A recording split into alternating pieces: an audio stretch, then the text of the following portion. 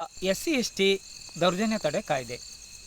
ಇವತ್ತು ನಾನು ಸಿಡಿದೆದ್ದ Mrityunjaya Kannada news channel ವತಿಯಿಂದ ಇವತ್ತೇನು ಹೇಳಕ್ಕೆ ಹೊರಟಿದ್ದೀನಿ ಅಂತಂದೇಳಿದರೆ, SC/ST ದೌರ್ಜನ್ಯ ತಡೆ ಕಾಯ್ದೆ ಇವತ್ತು ಸದ್ಬಳಕೆ ಆಗ್ತಾ ಇಲ್ಲ ಅನ್ನೋ ವಿಷಯ ಕುರಿತು ನಾನು ಇವತ್ತು ಮಾತಾಡ್ತೀನಿ. ಇವತ್ತು SC/ST ದೌರ್ಜನ್ಯ ತಡೆ ಕಾಯ್ದೆ ಇದು 1989ರಲ್ಲಿ ಸ್ಥಾಪನೆ ಆಯಿತು. ಭಾರತದ ಕಾನೂನಾಗಿದ್ದು ಪರಿಶಿಷ್ಟ ಜಾತಿ SC ಮತ್ತು ಹಾಗೂ ಪರಿಶಿಷ್ಟ ಪಂಗಡ ST ಸದಸ್ಯರ ವಿರುದ್ಧ ನಡೆಯುವ ದೌರ್ಜನ್ಯಗಳನ್ನು ತಡೆಯಲು, ರಕ್ಷಿಸಲು ಮತ್ತು ತ್ವರಿತವಾಗಿ ನ್ಯಾಯ ನೀಡಲು ರಚಿಸಲಾಗಿರ್ತಕ್ಕಂಥ ಕಾನೂನಾಗಿದೆ. SC/ST ದೌರ್ಜನ್ಯ ತಡೆ ಕಾಯ್ದೆ ಇವತ್ತು ಸದ್ಬಳಕೆ ಆಗ್ತಾ ಇಲ್ಲ. ಸದ್ಬಳಕೆಯಾಗದ SC/ST ದೌರ್ಜನ್ಯ ತಡೆ ಕಾಯ್ದೆ ಆಗಿದೆ. ಹಾಗಾದರೆ SC/ST ದೌರ್ಜನ್ಯ ತಡೆ ಕಾಯ್ದೆ ಎಂದರೆ ಏನು? What is the SC/ST prevention of atrocities act? ಇವತ್ತು ಸಾಮಾಜಿಕವಾಗಿ, ಶೈಕ್ಷಣಿಕವಾಗಿ, ಧಾರ್ಮಿಕವಾಗಿ, ಬಹಿರಂಗವಾಗಿ ಇತರೆ ಸಮಾಜದವರು SC/ST ಸಮುದಾಯಗಳ ಮೇಲೆ ಅಥವಾ SC/ST ಸಮುದಾಯಗಳ ಜನರಿಗೆ ಬಹಿಷ್ಕಾರ ಹಾಕುವುದು, ಶೋಷಣೆ ಮಾಡುವುದು, ನಿಂದನೆ ಮಾಡುವುದು ಹಾಗೂ ದಲಿತ ಕೇರಿಗಳಲ್ಲಿ ಅಕ್ರಮವಾಗಿ ಪ್ರವೇಶಿಸಿ ಅವರ ಮೇಲೆ ಮಾನಸಿಕವಾಗಿ ಆಗಿರ್ಬೋದು, ದೈಹಿಕವಾಗಿ ಆಗಿರ್ಬೋದು ಹಲ್ಲೆ ನಡೆಸ್ತಕ್ಕಂಥ ಕ್ರಿಯೆಗಳು ಹೆಚ್ಚಾಗಿವೆ.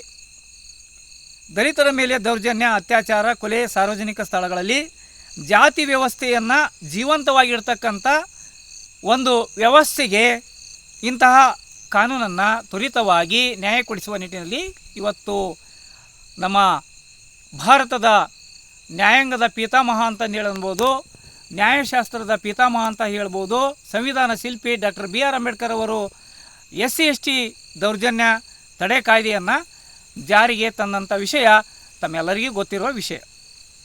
ಹಾಗಾದರೆ ಕರ್ನಾಟಕ ರಾಜ್ಯದ ವಿವಿಧ ಜಿಲ್ಲೆಗಳಲ್ಲಿ ಹಾಗೂ ತಾಲೂಕುಗಳಲ್ಲಿ ಅಸ್ಪೃಶ್ಯತೆ, ಶೋಷಣೆ, ದಲಿತರ ಮೇಲಿನ ದೌರ್ಜನ್ಯ ಇನ್ನೂ ಜೀವಂತವಾಗಿದೆ ಅಂತ ಹೇಳ್ಬೋದು.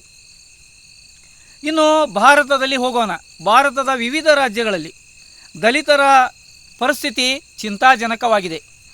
ಅದು ಕೇಂದ್ರ ಸರ್ಕಾರದ BJP ಸರ್ಕಾರ ಬಂದಾಗಿಲಿಂದಲೂ ವಿವಿಧ ರಾಜ್ಯಗಳಲ್ಲಿ ಇವತ್ತು ಚಿಂತಾಜನಕ ಸ್ಥಿತಿ ದಲಿತರ ಪರಿಸ್ಥಿತಿಯಾಗಿದೆ. ದಲಿತರ ಮೇಲೆ ಕೊಲೆ, ಸುಲಿಗೆ, ದೌರ್ಜನ್ಯ ಇವತ್ತು ಸಾಕಷ್ಟು ಹೆಚ್ಚಾಗಿವೆ. ಖಂಡನೆ ಮಾಡ್ತಕ್ಕಂಥ ಒಬ್ಬ ಅಧಿಕಾರಿಗಳಿಲ್ಲ, ಖಂಡನೆ ಮಾಡ್ತಕ್ಕಂಥ SC/ST ಆಯೋಗವಿಲ್ಲ, ಆಯೋಗ ಇದ್ದರೂ ಮೌನವಾಗಿದೆ. ಇವೆಲ್ಲ ಕೇಂದ್ರ ಸರ್ಕಾರದ ಚುಕ್ಕಾಣಿಯಾಗಿವೆಯೋ ಏನೋ, ಇದು ನನ್ನ ಅಭಿಪ್ರಾಯ. ದಯಮಾಡಿ SC/ST ದೌರ್ಜನ್ಯ ತಡೆ ಕಾಯ್ದೆ ಅಂದರೆ SC/STಗೆ ಸಾಮಾಜಿಕವಾಗಿ ಬಹಿಷ್ಕಾರ ಹಾಕಿರ್ಬೋದು, ಅಥವಾ ನಿಂದನೆ ಆಗಿರ್ಬೋದು, ಶೋಷಣೆ ಮಾಡ್ತಕ್ಕಂಥ ಕ್ರಿಯೆ ಆಗಿರ್ಬೋದು, ಅತ್ಯಾಚಾರ ಆಗಿರ್ಬೋದು, ಇಂಥವನ್ನೆಲ್ಲ ಖಂಡನೆ ಮಾಡ್ತಕ್ಕಂಥದ್ದು ನಮ್ಮ ಆಯೋಗ ಜಾರಿಗೆ ಬರ್ತಾ ಇಲ್ಲ ಅಂತ ಹೇಳ್ಬೋದು.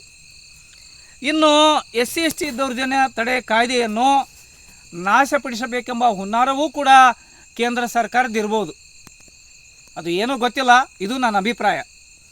ಇನ್ನು ಅದೇನೇ ಇರಲಿ, ದೌರ್ಜನ್ಯ SC/ST ದೌರ್ಜನ್ಯ ತಡೆ ಕಾಯ್ದೆ ಬಗ್ಗೆ ಹೇಳಬೇಕು ಅಂತಂದು ಹೇಳಿದರೆ, ಕರ್ನಾಟಕ ರಾಜ್ಯದ ವಿಜಯನಗರ ಜಿಲ್ಲೆಯ ಹೂವಿನಹಡಗಲಿ ತಾಲೂಕಿನಲ್ಲಿ ನೋಡಿರಿ, SC ಒಳಗೆ 201 ಜಾತಿ ಇವೆ. ಅದರಲ್ಲಿ ಇವತ್ತು ಸಾಕಷ್ಟು ಅಂತಂದು ಹೇಳಿದ್ರೆ ಮಾದಿಗರ ಮೇಲೆ ಸಾಕಷ್ಟು ದೌರ್ಜನ್ಯ, ದಬ್ಬಾಳಿಕೆ ಇವತ್ತು ಭಾಳ ನಡೀತಾ ಇದೆ, ಶೋಷಣೆ ನಡೀತಾ ಇದೆ. ಇದಾಗಲೂ ಕೂಡ ನಮ್ಮ ಹೂವಿನಹಡಗಲಿ ತಾಲೂಕಿನ ಇದು ಹೂವಿನಹಡಗಲಿ ಪಟ್ಟಣ ವ್ಯಾಪ್ತಿಯ ಸ್ಟೇಷನ್ ಆಗಿರ್ಬೋದು, ಹಿರಡಗಲಿ ಪಟ್ಟಣ ವ್ಯಾಪ್ತಿಯ ಹಿರಡಗಲಿ ಸ್ಟೇಷನ್ ಆಗಿರ್ಬೋದು, ಈ ಲಿಮಿಟ್ಸ್ನಲ್ಲಿ ಕೆಲವೊಂದು ದೌರ್ಜನ್ಯಗಳು ನಡೆದಾಗ ಹತ್ತಿಕ್ಕತಕ್ಕಂಥ ವ್ಯಕ್ತಿಗಳೇ ಬೇರೆ ಇರ್ತಾರೆ. ಆದರೆ ದೌರ್ಜನ್ಯ ತಡೆ ಕಾಯ್ದೆಯನ್ನು ಅನುಷ್ಠಾನಕ್ಕೆ ತರಲು ಸಮಾಜ ಕಲ್ಯಾಣ ಇಲಾಖೆ ಅಧಿಕಾರಿಗಳು ತಾಲೂಕಿಗೆ ಒಬ್ಬೊಬ್ಬರನ್ನು ನೇಮಕ ಮಾಡಿರ್ತಾರೆ, ಒಬ್ಬ ಸದಸ್ಯರನ್ನ. ದೌರ್ಜನ್ಯ ತಡೆ ಕಾಯ್ದೆಯನ್ನು DC ಮೀಟಿಂಗ್ ಇದ್ದಾಗ ಹೋಗಿ ಇಲ್ಲಿ ಹೂವಿನಹಡಗಲಿ ತಾಲೂಕಿನ SC ಆಗಿರ್ಬೋದು, SCಲಿರ್ತಕ್ಕಂಥ ಏನು ಒಂದು ವ್ಯವಸ್ಥೆ ಇರ್ತೈತಿ ಅದನ್ನೆಲ್ಲ ತಗೊಂಡು ಹೋಗಿ DC ಅವರಿಗೆ ಈ ರೀತಿ ಆಗಿದೆ ಅಂತ ತಿಳಿಸ್ತಕ್ಕಂಥ ಒಂದು ಕ್ರಿಯೆ ಯಾರು ಮಾಡ್ತಾರೆ ಹೂವಿನಹಡಗಲಿ ತಾಲೂಕಿನಲ್ಲಿ? ಅವ್ರು ಯಾರೂ ಗೊತ್ತಾ ಇಲ್ಲ. ಸಮಾಜ ಕಲ್ಯಾಣಾಧಿಕಾರಿ ಯಾರು ನೇಮಕ ಮಾಡ್ಯಾರೋ ಗೊತ್ತಿಲ್ಲ, ಶಾಸಕರು ಯಾರು ನೇಮಕ ಮಾಡ್ಯಾರೋ ಗೊತ್ತಿಲ್ಲ. ಇವತ್ತು SC ಮೇಲೆ ಇಷ್ಟೆಲ್ಲ ದೌರ್ಜನ್ಯ ಆದರೂ ಕೂಡ, ದಬ್ಬಾಳಿಕೆ ಆದರೂ ಕೂಡ ಯಾರವರು SC/ST ದೌರ್ಜನ್ಯ ತಡೆ ಕಾಯ್ದೆಗೆ ಒಬ್ಬ ವ್ಯಕ್ತಿ ಇವತ್ತು ಹೋಗಿ ಅಲ್ಲಿ ಫೈಟ್ ಮಾಡ್ತಾನೆ, ಅಥವಾ DC ಹತ್ರ ಹೋಗಿ ಹೇಳ್ತಾನೆ, ಅಥವಾ ಯಾವುದೇ ಕುಂದುಕೊರತೆಗಳನ್ನಾಗಿರಲಿ ಸಾಮಾಜಿಕವಾಗಿ ಬಂದು ಕೇಳ್ತಾನ ಅನ್ನೋ ವ್ಯಕ್ತಿ ಇಲ್ಲ ಅಂತ ಹೇಳ್ಬೋದು. ಇದು ನೋವಿನ ಸಂಗತಿ. ಇದು ಜಿಲ್ಲಾ ಮಟ್ಟದಲ್ಲಿ ಆಗಿರ್ಬೋದು ಅಥವಾ ರಾಜ್ಯ ಮಟ್ಟದಲ್ಲಿ ಆಗಿರ್ಬೋದು. ದೊಡ್ಡ ಮಟ್ಟದ ಅಧಿಕಾರಿಗಳು ಹೂವಿನಡಗಲಿ ತಾಲೂಕಿನ SC/ST ದೌರ್ಜನ್ಯ ತಡೆ ಕಾಯ್ದೆಯ ಬಗ್ಗೆ ತಾವುಗಳೊಬ್ಬರನ್ನ ಯಾರು ನೇಮಕ ಮಾಡ್ತೀರಿ, ಅದು SC ಒಳಗೆ 201 ಜಾತಿ ಅದಾವೋ, ಅದ್ರ ಪ್ರಬಲ ಇರ್ತಕ್ಕಂಥ ಜಾತಿನೇ ಆಯ್ಕೆ ಮಾಡ್ತಾರೆ ಸಮಾಜ ಕಲ್ಯಾಣ ಇಲಾಖೆ ಅಧಿಕಾರಿಗಳು. ಅದು ಯಾರು? MLA ಶಿಫಾರಸ್ಸಿನ ಮೇರೆಗೆ. ಇದನ್ನು ಗಮನ ಇಟ್ಕೊಂಡು SCಯಲ್ಲಿ ಯಾರಿಗೆ ಜಾಸ್ತಿ ಇವತ್ತು ತೊಂದರೆ ಆಗ್ತಾಯಿದೆ, ಮಾದಿಗ ಜನಾಂಗದವರಿಗೆ, ಹರಿಜನರಿಗೆ, ಅದನ್ನು ಗಮನದಲ್ಲಿಟ್ಟುಕೊಂಡು ಅದೇ ಜನಾಂಗದ ಒಬ್ಬ ವ್ಯಕ್ತಿಯನ್ನು ತಂದು ಆಯ್ಕೆ ಮಾಡಿದ್ರಿಂದ ಯಾವುದೇ ರೀತಿ ಸಮಸ್ಯೆ ಆಗೋದಿಲ್ಲ ಅಂತ ಹೇಳ್ತಾ ಇವತ್ತು ನನ್ನ ವಿಡಿಯೋ ಮುಕ್ತಾಯ ಮಾಡ್ತೀನಿ.